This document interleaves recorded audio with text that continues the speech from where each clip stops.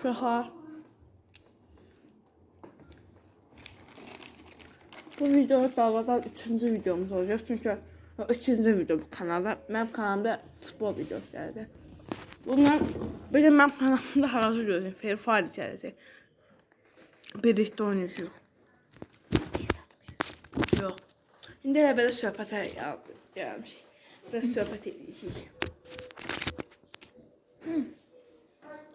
Mənlə yox, izləyicilərlə var. Gözəl izləyicim. Free Fire'da Mətin kanalda bir üçün video gələcək. İbrahim'i az yazın ki, bəlkə çıxmayacaq. Abone olanlar da çıxa bilər. Bax, mənim kanalımda da abunəsinizsə.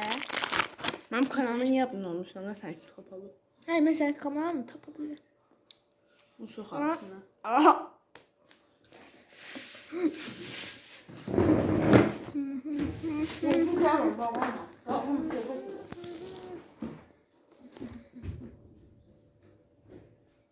Baxın dostlar.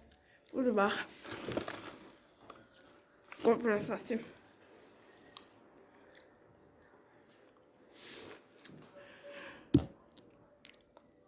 Taş görsən, istəyirsiniz oxuyursun Mətin bəy. İbrahimli altdan xət, üstdən xət. Az. Bəli dostlar, bunu da yazın. 2 abunəçimiz də var. Yazıq. Sən çıxacağım. Bir dəqiqə dostlar. Aha dostlar. Bunu mən onu Belə videoları atıram. Atdaşlar heç baxmayın. Ancaq abunə olmuşsunuz. Sonra şortlar atıram.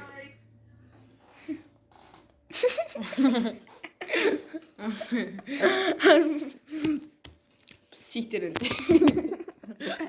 Ay o sikmə. Esanızda çox istər benim gay.